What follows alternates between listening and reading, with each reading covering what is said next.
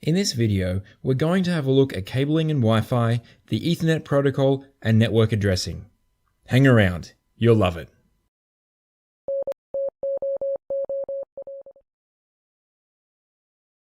When it comes to connecting devices, there are two options, wired and wireless.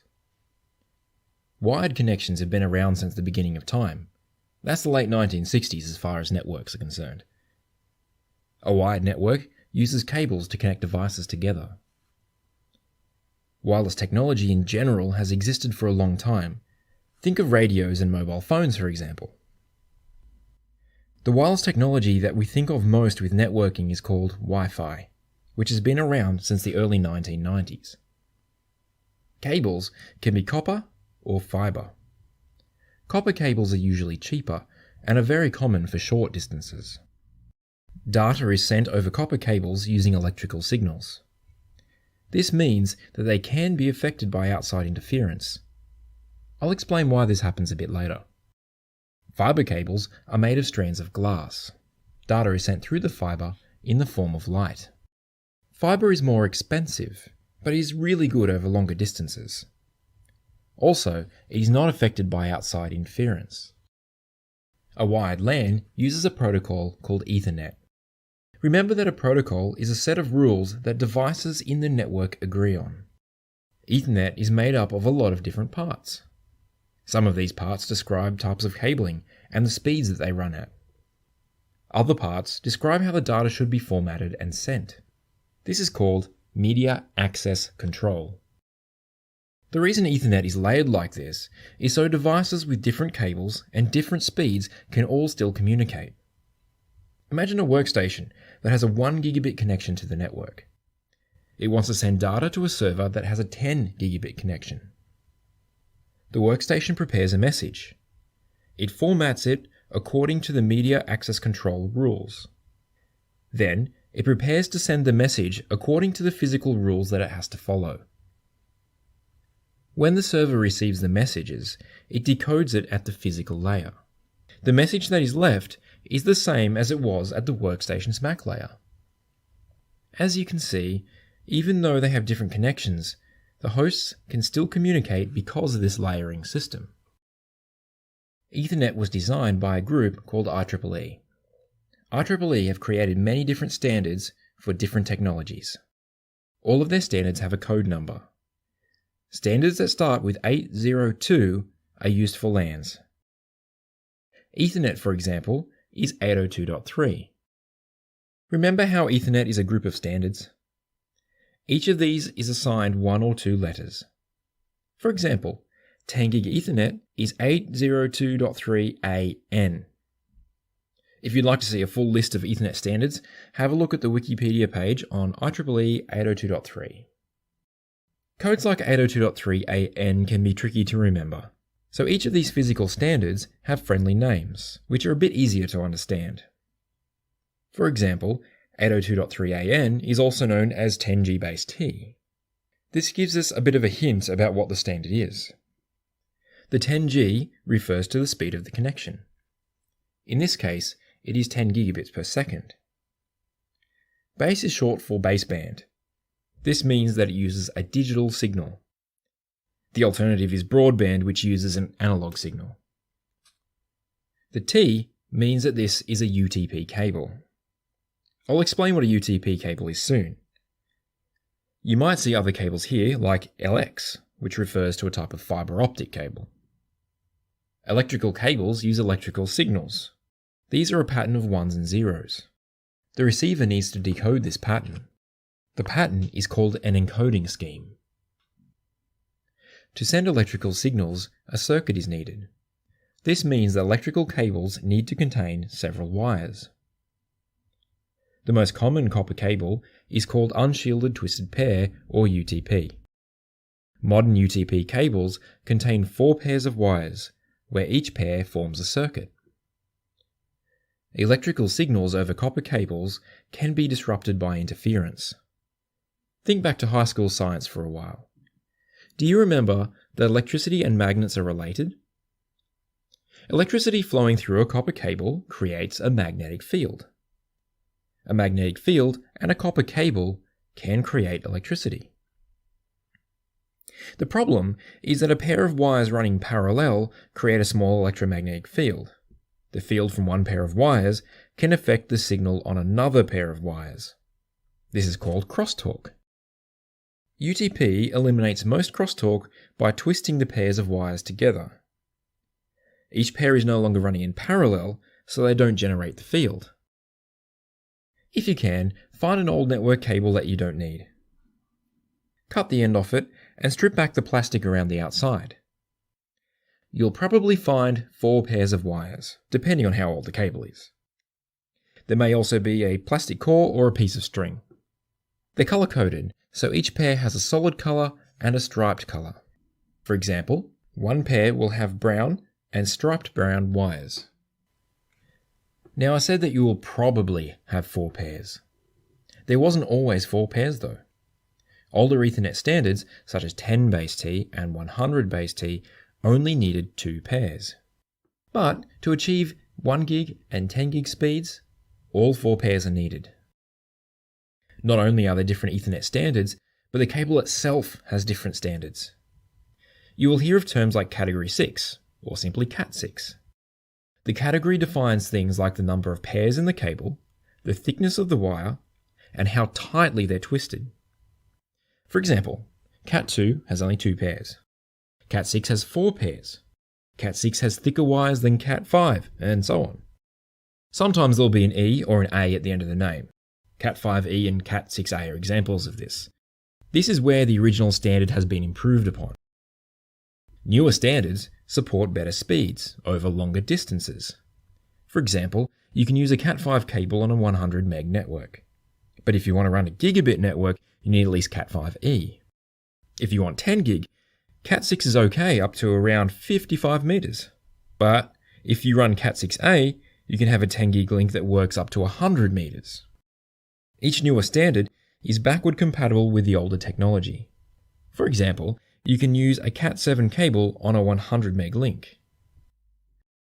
Your cable has a connector at both ends. This is called an RJ45 connector. This is the part that you connect to your network card or switch port.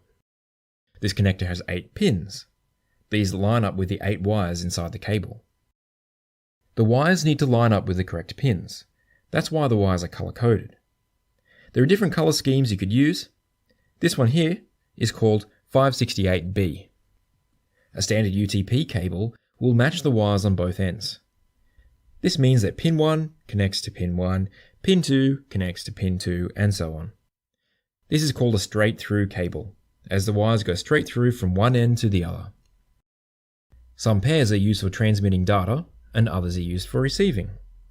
For example, pair 1 transmits, while pair 2 receives. You'll see here that I've used the terms RX and TX. These simply mean receive and transmit. When you connect a host to a switch, the switch does something very clever. It knows that pair 1 is used for transmitting and pair 2 for receiving. So it does the opposite. It uses pair 1 to receive and pair 2 to transmit. So when the host sends on pair 1, the switch receives on pair 1. The same logic is used on pair 2.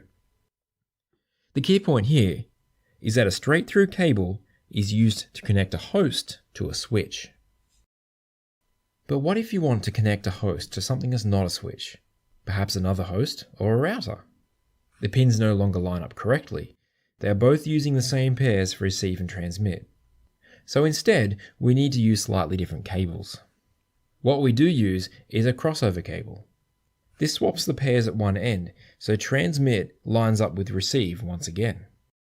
This is also the type of cable you would use if you want to connect one switch to another switch. Now you're probably thinking, that's a pain. Now I have to worry about 2 different kinds of Ethernet cables and making sure I use the right one at the right time. To save you from this dilemma, we have a technology called Auto MDIX.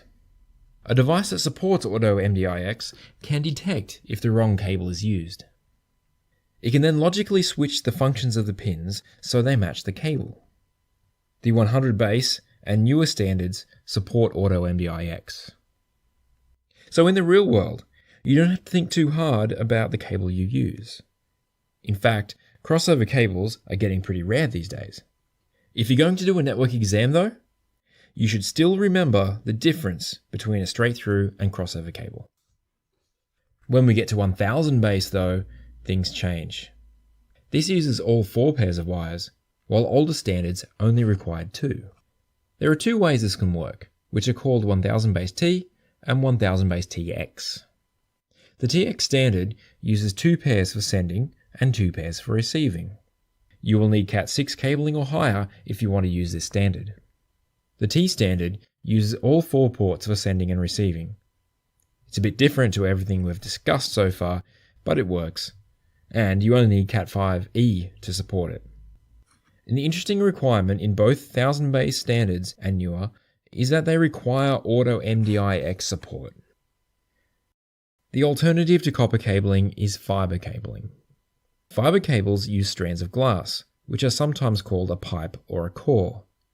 A light pulses down the fibre strand, which is received at the other end. It works like the example here, which shows a laser following a stream of liquid. The pulsing light is another way to encode information. Fibre is often used between networking devices, like routers and switches. It may also be used in servers. I've never seen workstations use fibre, but I guess anything's possible. I'm going to take a quick detour and talk about something called duplex. Devices need to both send and receive data. UTP cables can send and receive at the same time. If both ends of the link support this, it's called full duplex. Sometimes a device will not be able to send and receive at the same time. Instead, it will send for a while, stop, and then receive for a while. This is called half duplex. These devices can still send and receive, but they can't do both at once. Full or half duplex is determined by the cabling that's used, the capabilities of the device at both ends of the link, and the software configuration. There are 2 different ways that fibre can be used. First, you can use single core only. This operates in half duplex mode, as it can't send and receive at the same time. The other option is dual core. This is full duplex, as one core is dedicated to sending and one is dedicated to receiving. Be aware though that it's easy to get the cores mixed up. If you connect the fibre and it doesn't work, try swapping the cores at one of the ends. The enterprise network will mostly use dual core fibre. This means between switches, routers, and servers. Service provider networks, like your internet and WAN providers, often use single core. Now you need to be aware that there are 2 types of fibre. These are called single mode and multi-mode. They may look the same, but they are different because of the types of light they use. Multi-mode, which is known as MMF, uses a LED light. This is not a particularly powerful light, so it is used over shorter distances, say around 500 meters or less, which makes it useful to connect devices in the same building. The LED light is also cheaper to produce, making multi-mode fibre the cheaper option. Single-mode fibre, or SMF, uses a laser light. This makes it more expensive, but it is capable of much longer distances. You could easily get 2 kilometers or more, depending on the hardware you're using. You would typically use single-mode fibre between different buildings. Or your service provider may run single-mode fibre into your building to give you WAN or internet access. Even though a fibre optic cable is made of glass, it is still flexible. You can bend the cable. Well, at least to a point. The fibre cable has a maximum bend radius. The bend radius is how tightly the cable can be coiled up before attenuation occurs. Attenuation is where the signal is degraded or lost. This does not necessarily mean that the cable won't work, but it won't work well. The manufacturer of the cable should be able to tell you what an acceptable bend radius is. There are different connectors that the fibre cables may use. Quite a few, in fact, when you remember that fibre is not just for networking. The main ones we see in data networking are called LC and SC. LC are the smaller connection types, which are usually used on switches and routers. It's common to see these in a dual-core configuration, but they can be separated into single-core. SC connectors are older and larger. They seem to be less common these days. They're more often seen in a wiring closet. Some switches will have a special port that looks empty. Some switches are made up entirely of these ports. These are made for installing a transceiver module. These can be used for different purposes, but basically, they are so you can mix and match the type of cabling you use. Different transceivers support a different cable type. This includes single-mode and multi-mode fibre. Some transceivers will support both, but they also support different speeds, like 1 gig or 10 gig, as well as different cable lengths. For example, a long cable run of 40 kilometers will need a more expensive transceiver than you will need for a 1 kilometer run. The reason that some of these switches have many of these ports is so you can mix and match which transceivers you use for the job. You can even use an RJ45 transceiver for when you want to use UTP copper cable. For that matter, you can even get a special copper cable with SFPs built in. It's called the Twin-X cable, but that's another story. The other method of communication is wireless, aka Wi-Fi. It doesn't use cabling, of course, but I should mention it quickly anyway. Wireless networks use access points. These devices are like a switch for the wireless network. Wireless devices like your phone or laptop connect to the access point. The access point may also connect to the wired network. This is how wired and wireless devices can be in the same network. Wireless is a good way to connect end-user devices. You wouldn't normally see a server or router connected to an access point. Wi-Fi does not use the 802.3 Ethernet standard. Instead, Wi-Fi uses the 802.11 standard, which was also created by the IEEE. This describes how radio waves are used to format and encode information and to get different speeds. While they're not the same, Ethernet and 802.11 do share many similarities in the way data is formatted, but that's something we can look at another time. Let's have another quick summary. Networks can be wired or wireless. Wired networks may use copper or fibre cables. In a wired LAN, the Ethernet standard is used to describe how data is formatted. It also covers cable types, link speeds, and how to encode data on the physical link. UTP is the most common copper cable. Modern UTP cable has 4 twisted pairs of wires. Some are used for sending, and others are used for receiving. The cable may be straight through for connecting devices to a switch, or it may be crossover for connecting devices to each other. Modern LANs support auto MDIX, which enable the device to detect the cable used and adapt as needed. A full duplex device can send and receive at the same time. A half duplex device can only do one at a time. An example of this can be found in fibre cabling. Dual-core fibre is full duplex. Single-core is half duplex. If you want a short and cheap fibre run, you can use multi-mode fibre. If it has to be longer, you need the more expensive single mode. You also need to use the right transceiver in the device you're connecting the fibre to. If cables aren't going to work for you, then you can consider using wireless access points to create a wireless network. It's that time again.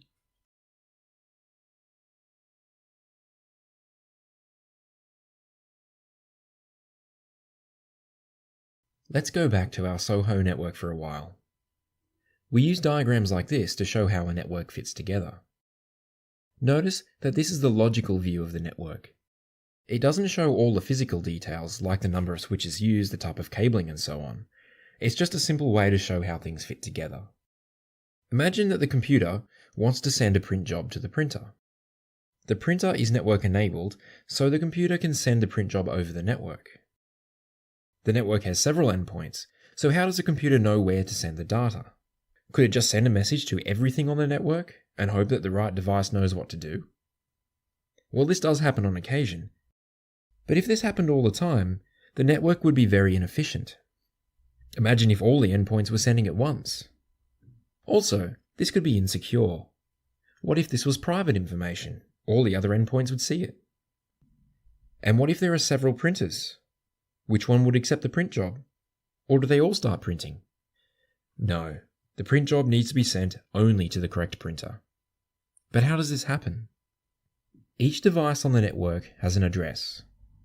This is like your home address.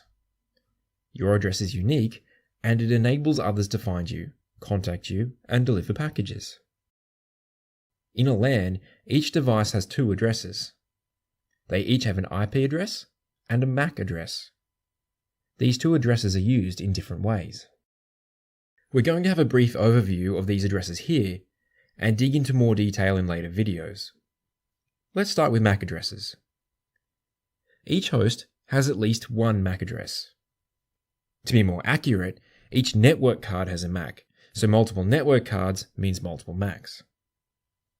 When the network card is manufactured, the MAC is permanently assigned. We can't change it. This is also known as the burned-in address. As each network card has its own MAC address, each MAC is guaranteed to be unique. A MAC address is used when one device needs to communicate with another device in the same LAN segment. I'll explain what I mean by this soon. Each device also has an IP address. This address is chosen by us, the network administrators. When we choose addresses, we can make them easier to remember.